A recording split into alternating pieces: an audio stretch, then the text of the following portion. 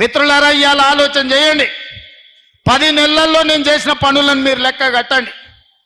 12 ఏళ్ళు నరేంద్ర మోడీ పరిపాలనను, 10 ఏళ్ళు చంద్రశేఖరరావు పరిపాలనను మీరు అంచనా వేయండి. ఇవాళ ఈ సమస్యలన్నిటిని దృష్టిలో పెట్టుకొని ఇవాళ నాకు అండగా నిలబడడానికి, నాకు తోడుగా ఉండడానికి శాసన మండలిలో మీ పట్టభద్రుల సమస్యల్ని ప్రస్తావించడమే కాదు, ప్రభుత్వం దృష్టికి తీసుకొచ్చి బాజాబ్తా ముఖ్యమంత్రి దగ్గరికి నరేందర్ రెడ్డి కాగితం పట్టుకొని మిమ్మల్ని చేయి పట్టుకొని వచ్చి మీ సమస్యలు పరిష్కరిస్తాడు. ఇవాళ మీ చేయి పట్టుకొని మీ సమస్యలు పరిష్కరించేటోడు మీ ఎమ్మెల్సీ కావాలన్నా, మీరు ఓటేసిన తర్వాత దొంగకు దొరకకుండా తుపాకీ గుండుకు అందకుండా పోయేటోడు మీకు ఎమ్మెల్సీ కావాలన్నా మీరు ఆలోచన చేయండి. మిత్రులారా, ఇవాళ మీరు ఆలోచన చేయండి. ఈ ఓట్లు ఆషామాషి ఓట్లు కాదు. ఒక ఎమ్మెల్సీ గెలుపు ఓటమితోని, ఎమ్మెల్సీలతోని ప్రభుత్వం మనగడికి ఏం ప్రమాదం లేదు. నరేందర్ గెలిచినా గెలవకపోయినా నా ప్రభుత్వానికి వచ్చిన ప్రమాదం ఏం లేదు.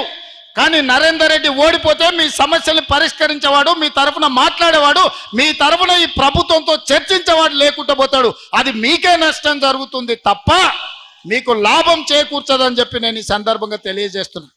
మీ సమస్యలకు శాశ్వత పరిష్కారం చూపించాల్సింది తెలంగాణ రాష్ట్ర ప్రభుత్వం.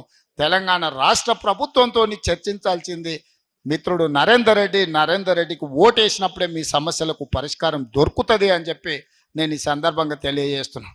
అంతెందుకు ఇక్కడ మీడియా మిత్రులు ఉన్నారు, హైదరాబాద్లో ఉన్న వాళ్ళని అడగండి. ఆనాడు రాజశేఖర రెడ్డి గారు ఉన్నప్పుడు జర్నలిస్టులకు ఇండ్ల పట్టాలు ఇచ్చాడు.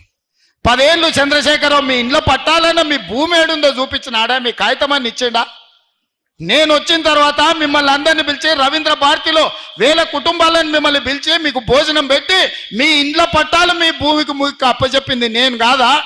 10 ఏళ్ళు చంద్రశేఖరరావు మీ ఇండ్ల పట్టాల గురించి కాదు, మీ ఆరోగ్య భద్రత కార్డు గురించి కూడా ఇవ్వలే. కోవిడ్లో మీ జర్నలిస్టులు చచ్చిపోతే పట్టించుకున్న పాపాన వల్లే ఢిల్లీలో ఉన్న మీ జర్నలిస్టులకు ఆరోగ్య భద్రత కార్డు కూడా ఇవ్వకపోతే జర్నలిస్టుల సమస్యలు పరిష్కరించాలని మిమ్మల్ని పిలిచి మాట్లాడి మీ భూమి మీకు అప్పచెప్పింది నేను కాదా? మిత్రులారా, ఇన్ని పనులు 10 నెలల్లో నేను చేస్తే ఏమి చేయలేదు రేవంత్ రెడ్డి అని బండి సంజయ్, కేటీఆర్ ఇద్దరు కలిసి నోటుకొచ్చింది మాట్లాడుతున్నారు.